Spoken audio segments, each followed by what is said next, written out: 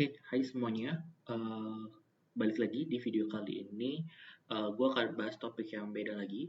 Untuk topik kali ini gue mau bahas tentang Production Possibility Frontier, atau biasa disebutnya PPF. Ini masih merupakan serangkaian materi-materi dasar yang biasanya dipelajarin di awal-awal ketika kita belajar ekonomi gitu. Nah, tapi mungkin seperti biasa, sebelum kita masuk PPF, gue mau bahas dulu sedikit-sedikit beberapa idea-idea dasarnya biar nanti analisis di PPF-nya bisa lebih kuat gitu. Nah, mungkin yang pertama dulu deh gitu. Seperti yang kita tahu, ekonomi itu tuh ada kita ada tahu nih ada yang namanya masalah utama ekonomi gitu. Masalah utama di ekonomi apa sih sebenarnya masalah utamanya gitu? Kalau kita bicara masalah utama di ekonomi, maka pasti pasti yang kebayang adalah ya udah pasti kelangkaan gitu. Kelangkaan atau bahasa kerennya scarcity lah gitu. Scarcity. Nah, dimana mungkin by definition dulu kelangkaan itu kan sebenarnya kondisi dimana kebutuhan kita tidak terbatas, tapi sebenarnya alat pemuas kebutuhannya terbatas. Atau kalau gue bikin bahasa manusianya sederhananya kita tuh mau banyak nih, banyak atau banyak orang lah mau barang itu gitu, tapi ujungnya ternyata barang itu tuh terbatas gitu di dunia. Makanya mau nggak mau untuk bisa dapat barang itu kita butuh pengorbanan gitu. Kayak contoh sederhananya deh, kita banyak tahu gitu air itu susah banget gitu didapetin di Afrika gitu. Padahal air itu kebutuhan dasar manusia gitu. Semua orang butuh air gitu. Tapi di sana kekurangan air, otomatis air menjadi barang yang langka gitu. Makanya terjadilah yang namanya kelangkaan. Kelangkaan inilah yang pada akhirnya biasanya men-trigger beberapa hal-hal yang lain untuk terjadi. Seperti contohnya harga barang menjadi semakin naik gitu. Karena ya balik lagi tadi kita butuh pengorbanan untuk dapat barang itu. Semakin langka barang tersebut, semakin besar pengorbanannya. Nah, dalam tanda kutip berarti semakin banyak uang yang harus kita korbanin untuk dapat barang itu gitu. Selain itu, kelangkaan itu juga menyebabkan ya ada yang namanya pengorbanan yang lain, bukan dari segi uang aja, tapi pengorbanan dalam hal melakukan proses konsumsi gitu.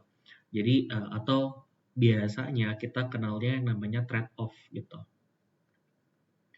Trade off ini adalah pengorbanan.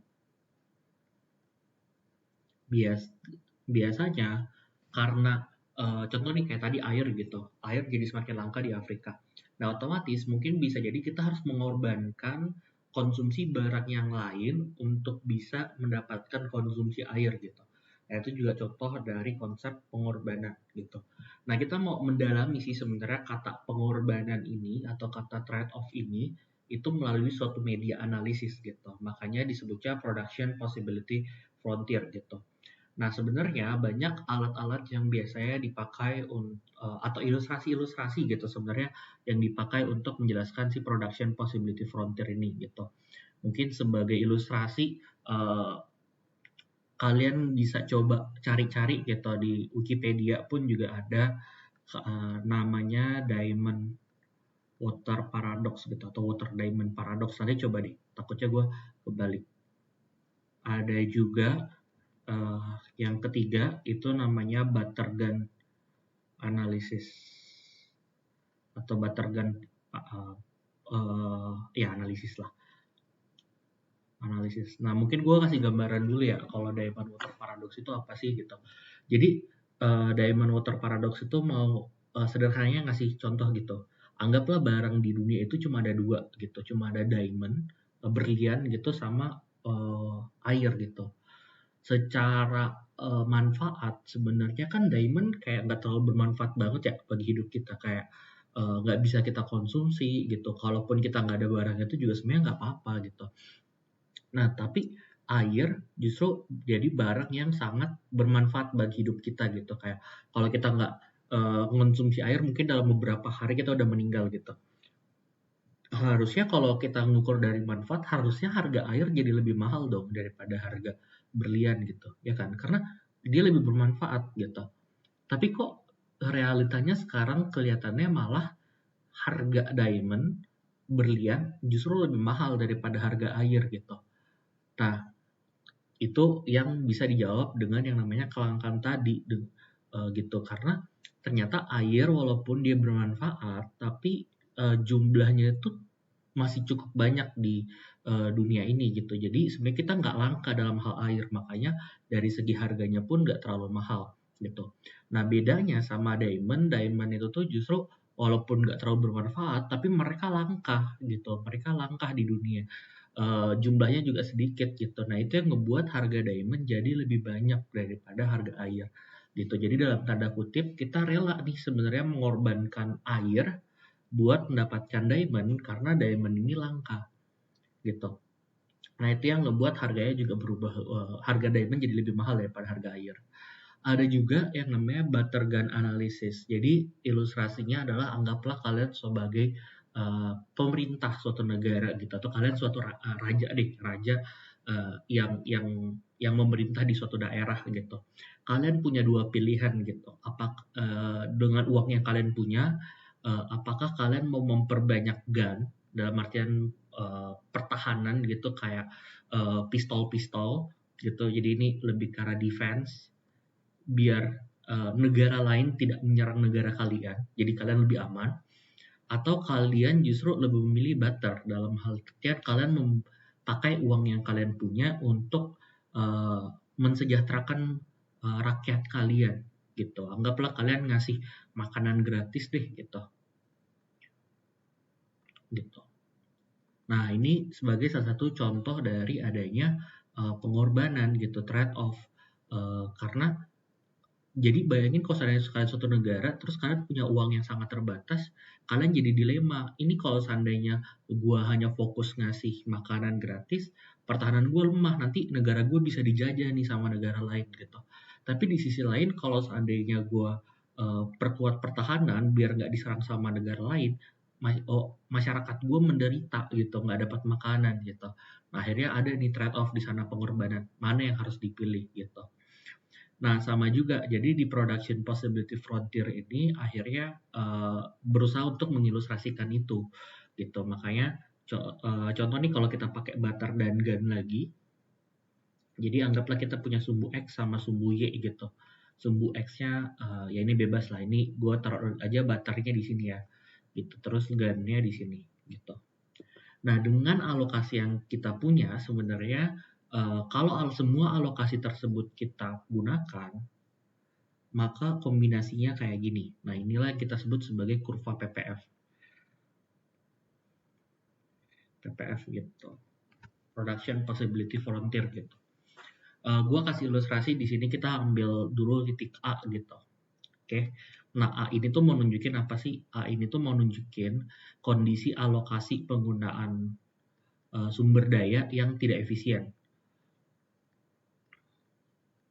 Berdaya yang inefisien.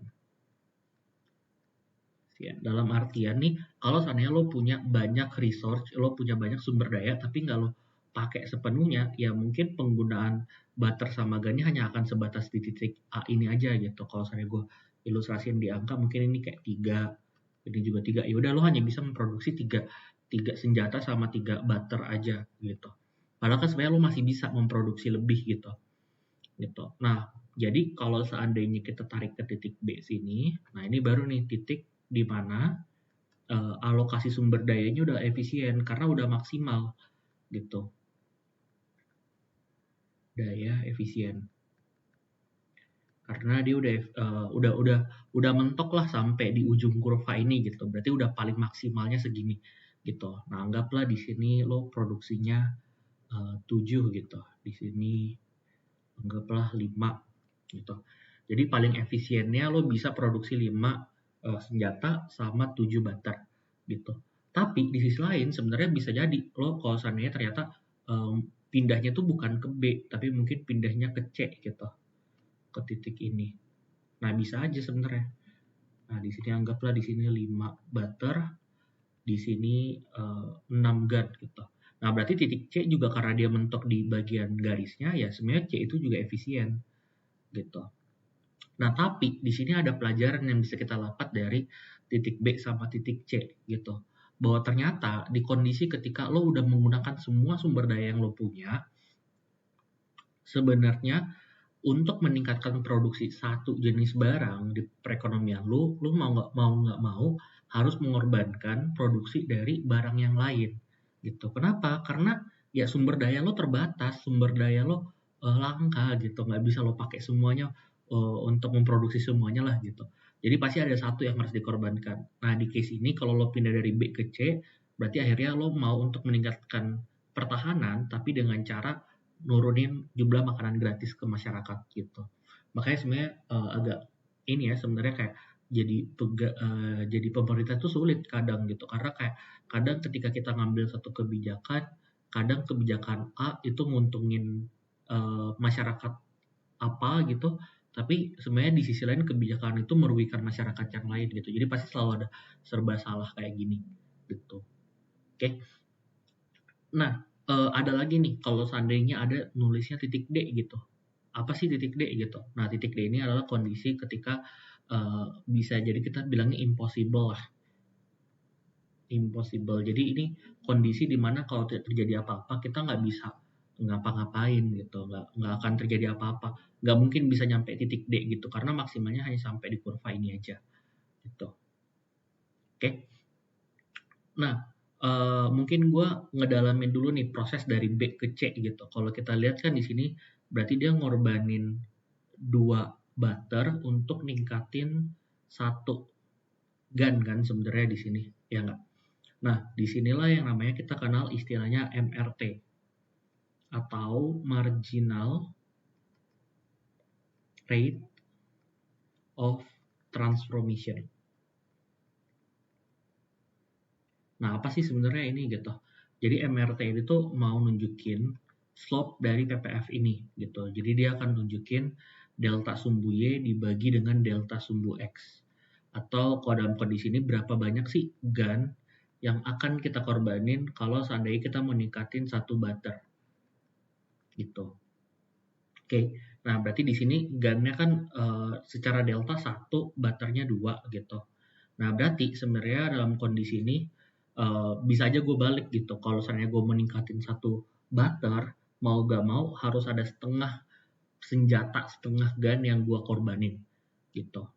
Oke, nah itu MRT sebenarnya. Oke, nah tapi kalau lo lihat di sini kurvanya kan semakin lama semakin landai ya sebenarnya. Jadi kalau kita lihat dari segi ininya juga akan beda. Jadi mungkin gue gambar ulang deh biar lebih kelihatan jelas ya. Jadi di sini butter, terus di sini gun gitu. Ya. Nah terus gue punya kayak gini. Nah anggaplah titik ini deh, titik pertama gitu. Nah, anggaplah di sini 10, di sini 1 gitu. Terus turun ke sini. Anggaplah di sini 8, di sini 2. Oke, terus yang ini 3. Anggaplah di sini 7. Terus di sini kalau ke 4, anggaplah di sini 5 gitu. Oke. Titik A, titik B, titik C, titik D gitu. Oke. Atau gua ganti deh biar nggak kecampur ya sama yang sebelah. Gua jadiin titik E, titik F, titik G, titik H gitu. Nah, proses dari E ke F, MRT-nya berapa sih sebenarnya gitu. MRT-nya kan berarti selisihnya ini 2 nih. Ini 2, ini selisihnya 1 gitu. Berarti delta Y per delta X gitu. Berarti delta sumbu Y dibagi delta sumbu X. Nah, MRT-nya 2 kan. Berarti untuk meningkatkan 1 butter lo perlu ngorbanin 2 gun gitu. Nah, tapi anehnya ketika kita lihat proses dari G ke H, MRT-nya berapa sih gitu. MRT-nya sorry, di sini harusnya gue bikinnya 4 nih, contoh di sini. 4 gitu. Nah, di sini kan 3 gitu. Sedangkan di sini selisihnya 1. Nah, ini nunjukin apa sih? Ini 3 per 1 nih gitu. Baca 3. MRT-nya justru jadi 3 gitu. Bukan 2 lagi. Jadi di PPF ini tuh ada yang namanya hukum kondisi MRT itu semakin lama semakin tinggi. Gitu. Jadi semakin lo meningkatkan konsumsi di satu jenis barang, maka mau nggak mau tingkat pengorbanan yang harus lo keluarin untuk menambah barang tersebut itu harus semakin lama semakin besar. Kenapa? Karena semakin banyak lo melakukan konsumsi di barang tersebut, berarti barang tersebut semakin lama semakin langka. Jadi butuh pengorbanan yang lebih tinggi gitu, sesuai dengan yang tadi kita bahas pengorbanan gitu. Oke, di sini kan kondisinya nih, kalau butter lo tingkatin dari sini, di kondisi awal, ini kan kondisi di mana lo cuma pakai butter 1 atau 2 lah gitu. Jadi ya udah, lo ngorbanin mungkin cuma 2. Tapi kalau udah di 3 atau 4, ya lo mengkonsumsi butter lebih banyak. Berarti butuh pengorbanan lebih gede gitu. Makanya MRT-nya jadi semakin lama semakin gede gitu. Oke. Tapi sebenarnya idea dasarnya adalah berusaha untuk ngejelasin yang ini nih, sisi kiri gua sebenarnya gitu. Oke. Nah, PPF ini pun juga sebenarnya itu bisa dipakai sebagai alat analisis hal-hal yang lain gitu. Seperti kayak contoh, kita mau tahu apa sih pengaruh kalau seandainya terjadi peningkatan pada teknologi gitu. Jadi teknologi manusia meningkat gitu. Nah, kalau teknologi manusia meningkat, efeknya apa sih gitu? Efeknya adalah ada kondisi di mana kurva PPF flow itu bisa aja namanya bergeser. Jadi kondisi dia geser tuh kayak gini nih contoh. Nah ini dari yang merah ke yang warna ungu gitu. Nah ini kalau misalnya terjadi teknologi di mana akhirnya dengan sumber daya yang sama karena teknologinya jadi lebih maju, lo bisa memproduksi barang-barang jadi semakin lebih banyak daripada biasanya gitu. Terus yang jadi pertanyaan, bisa nggak sih sebenarnya kalau teknologinya justru terjadinya kayak contoh teknologinya bukan teknologi general, tapi teknologi di bagian pertahanan yang bertambah gitu. Jadi bukan produksi butternya yang bertambah, tapi teknologi untuk gunnya aja yang meningkat gitu.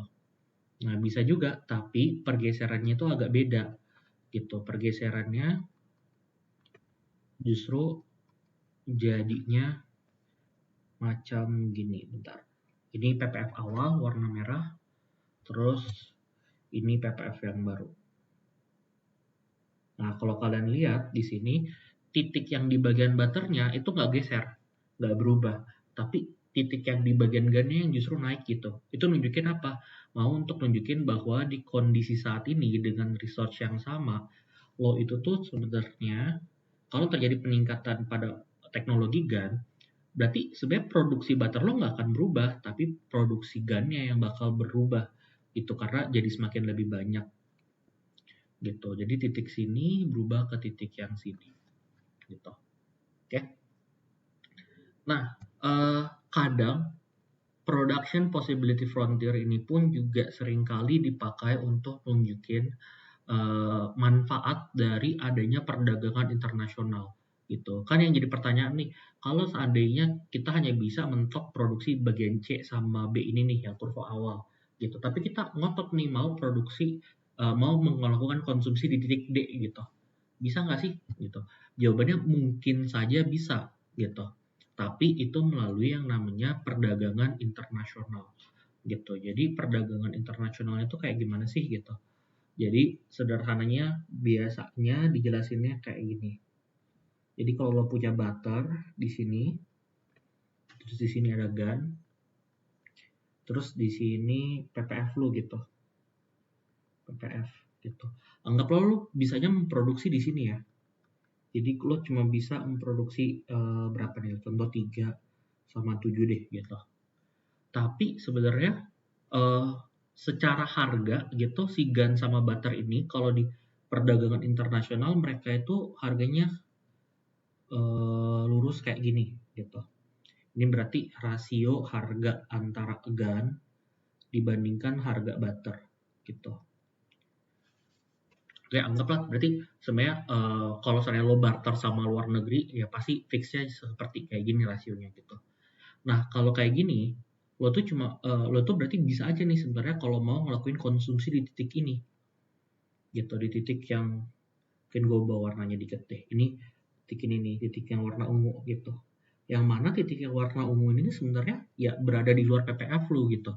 Nah berarti sebenarnya masih memungkinkan gitu. Nah ini juga yang berusaha untuk dijelasin bahwa sebenarnya international trade itu kadang membantu kita untuk bisa melakukan konsumsi di luar dari sumber daya yang kita miliki gitu. Mungkin dengan sumber daya yang kita miliki hanya bisa sampai A atau hanya bisa sampai sebatas kurva ini, Tapi dengan perdagangan internasional kita bisa melampaui itu dengan tingkat sumber daya yang sama gitu.